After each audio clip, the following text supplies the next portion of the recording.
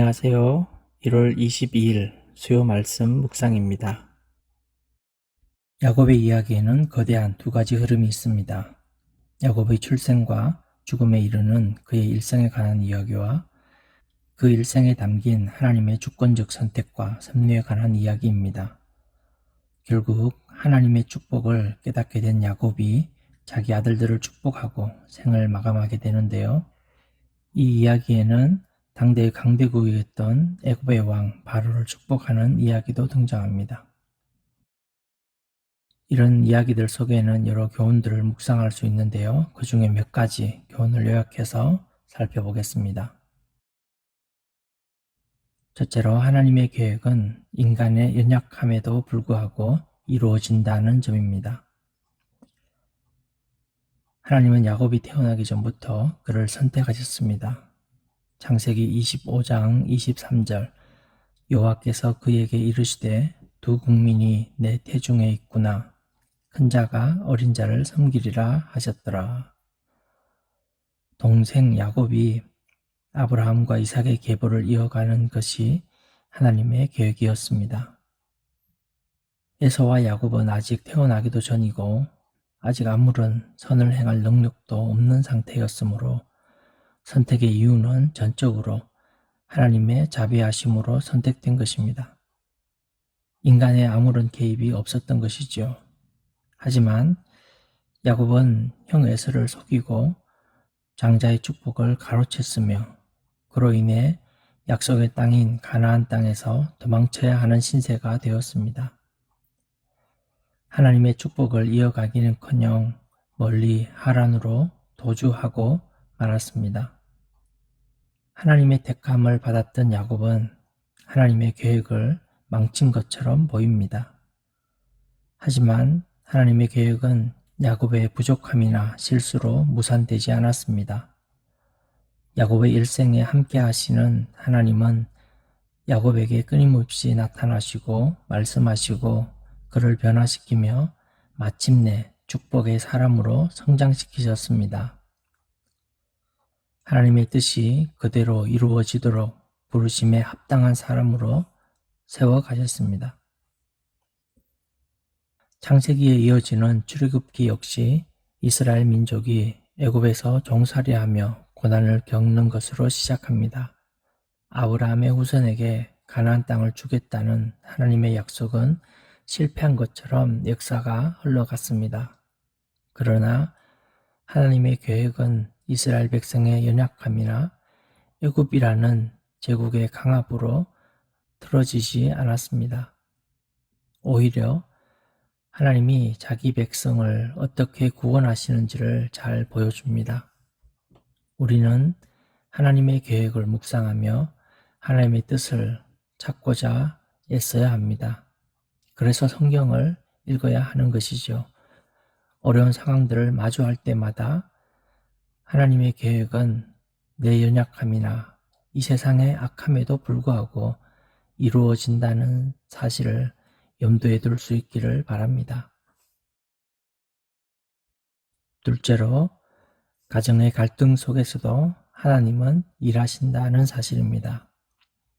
창세기 25장 28절 이삭은 에서가 사냥한 고기를 좋아하므로 그를 사랑하고 리브가는 야곱을 사랑하였더라. 야곱의 가정은 부모의 편애와 형제 갈등으로 인해 어려움을 겪었지만 하나님은 그 속에서도 선한 계획을 이루셨습니다. 가정에 있었던 부모의 편애, 형제 사이의 갈등은 또 다른 양상으로 야곱의 아들들에게서도 되풀이되었습니다.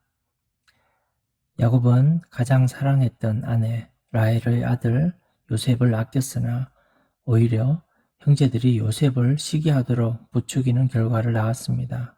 결국 요셉이 애굽의 종으로 팔리는 비극적인 일이 발생했습니다. 하지만 가정의 갈등 속에서도 하나님은 일하시고 관계를 회복하도록 인도하셨습니다. 이 진리를 경험한 요셉은 훗날 이렇게 고백합니다. 창세기 50장 20절 당신들은 나를 해하려 하였으나 하나님은 그것을 선으로 바꾸사 오늘과 같이 많은 백성의 생명을 구원하게 하시려 하셨나니. 요셉은 하나님의 사랑을 체험했습니다. 배신당하고 버림받은 삶이 아니라 형통한 자, 많은 사람의 생명을 살리는 사람으로 하나님의 계획 속에서 착실하게 준비되고 있었던 것입니다. 하나님은 고난 속에서도 선한 계획을 이루셨습니다. 사는 동안 우리가 실패나 좌절을 겪을 때 이렇게 끝나는 것이 아니라는 것을 기억해야 합니다.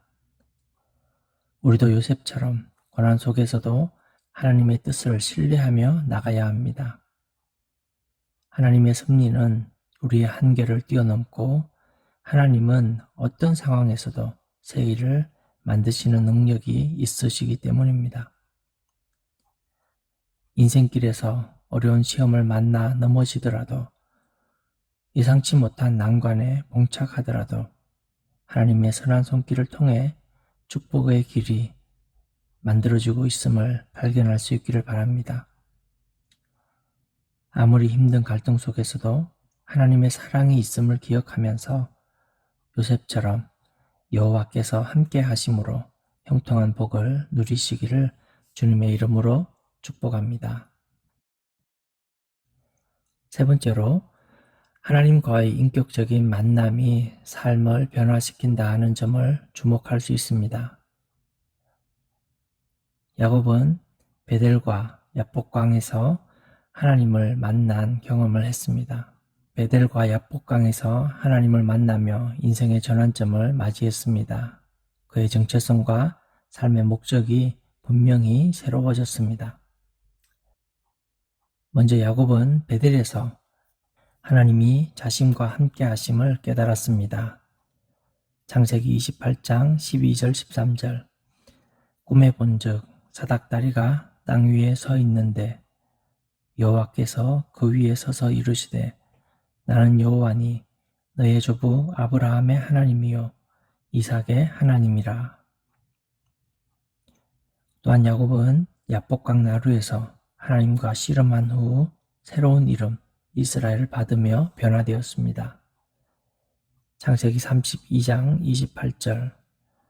그가 이르되 내 이름을 다시는 야곱이라 부를 것이 아니요 이스라엘이라 부를 것이니 이는 내가 하나님과 및 사람들과 겨루어 이겼음이니라. 하나님은 야곱에게 이제는 나와 관계된 사람으로 살아야 한다. 내가 새로운 이름을 지어줄게. 넌 이제 이스라엘이야. 라고 새로운 정체성을 보여하셨습니다. 하나님을 만난 야곱은 삶이 변했습니다. 남의 발목을 잡고 욕심을 내던 과거의 야곱이 아니라 하나님을 전적으로 의지하는 새로운 이스라엘이 되었습니다. 형 에서를 다시 만나고 관계를 회복할 수 있었습니다. 다시 가나안 땅에 정착하며 삶을 이어갔습니다. 물론 한 점 흠이 없는 완벽한 사람이 된 것은 아닙니다. 그건 우리들도 마찬가지입니다. 하나님을 만나 완전한 사람이 되는 것은 아니지만 그래도 이전과는 달라진 정체성을 분명히 갖고 살아가는 것입니다. 그래야 고난에서 헤매이는 삶이 아니라 축복을 나눠주는 부르심에 충실한 삶을 살아갈 수 있기 때문입니다. 창세기를 통해 우리들 마음속에 나는 어떤 사람인가에 대한 선명한 그림이 남아있기를 바랍니다. 아브라함, 이삭, 야곱은 하나님의 은혜와 인도하심을 경험하면서 믿음의 유산을 대대로 전했습니다. 창세기에는 여러 번 계보가 등장하는데요. 아브라함 가문의 믿음은 이스라엘 민족에게 믿음의 유산이 되어 전해졌습니다. 우리도 가정 안에서 교회 내에서 믿음의 유산을 잘 전해야 합니다. 이를 위해 한 가지만 더 묵상하고 오늘 시간을 마무리하도록 하겠습니다. 야곱은 바로에게 어떤 사람이 되었을까요? 믿음의 사람 야곱은 축복의 통로가 되었습니다. 야곱이 바로를 만났을 때 야곱은 강대국 왕인 바로를 축복했습니다. 창세기 47장 7절 8절. 요셉이 그의 아버지 야곱을 인도하여 바로 앞에 서게 하니 야곱이 바로에게 축복하매 바로가 야곱에게 묻되 내 나이가 얼마냐? 바로는 대뜸 나이가 몇이요? 라고 물었습니다. 야곱은 이렇게 대답했습니다. 우리 조상보다 얼마 못되어 130살입니다. 이 말에 바로는 아무런 대꾸를 더 할 수 없었습니다. 지금 상황이 바로가 고개를 숙이고 야곱에게 축복을 받는 것이 너무나 당연한 상황임을 알게 되었을 테니까요. 이 장면은 야곱을 통해 하나님의 축복이 바로에게까지, 애굽에까지 흘러갔음을 보여줍니다. 창세기 12장에서 아브라함에게 땅의 모든 족속이 너로 말미암아 복을 얻을 것이라 하셨던 그 하나님의 약속이 성취되고 있음을 보여주는 장면입니다.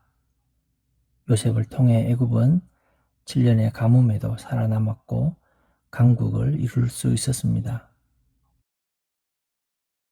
끝으로 내용을 정리하고 이제 기도하는 시간을 갖도록 하겠습니다. 아브라함이 가진 믿음의 유산은 하나님이 택하신 야곱에게 이어졌으며 야곱은 하나님에 의해 이스라엘로 거듭났습니다. 야곱이 하나님과 동행한 믿음의 유산은 12아들에게 전수되었으며 이들은 각 지파의 조상이 되어 이스라엘 민족을 이루었습니다. 이스라엘 백성이 가진 가장 확고한 정체성은 바로 하나님이 택하시고 함께 하시는 하나님의 백성이라는 것입니다. 그렇기 때문에 이들은 문제가 생기면 하나님께 부르짖는 백성이 되었습니다. 그들이 고통에서 부르짖어 그들을 구원하시는 이야기는 출애굽기에서 계속 이어집니다. 이제 오늘 시간을 마무리하면서 함께 기도하는 시간을 갖기를 원합니다. 제가 기도 제목 4개를 드릴 텐데요. 지금 내게 가장 와닿는 기도 제목 한두 개를 찾아보십시오.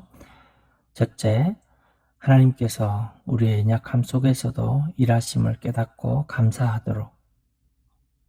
둘째, 하나님의 사랑을 기억하며 믿음의 유산을 전하는 가정과 교회가 되도록. 셋째, 더 많은 사람들이 하나님을 만나며 그 삶이 변화되는 삶을 살아가도록. 넷째, 복이 되는 사람이 되어서 생명을 살리는 사람으로 살아가도록. 여러분의 마음에 가장 와닿는 제목 가지고 또 성령께서 이끄시는 제목들 따라서 잠시 기도하는 시간을 가져보시기 바랍니다. 다음 주간에는 수요 말씀 묵상을 한 주간 쉬어갑니다. 설 명절을 맞아 좋은 시간 보내시기를 바랍니다. 여러분 모두를 사랑하고 축복합니다. 샬롬.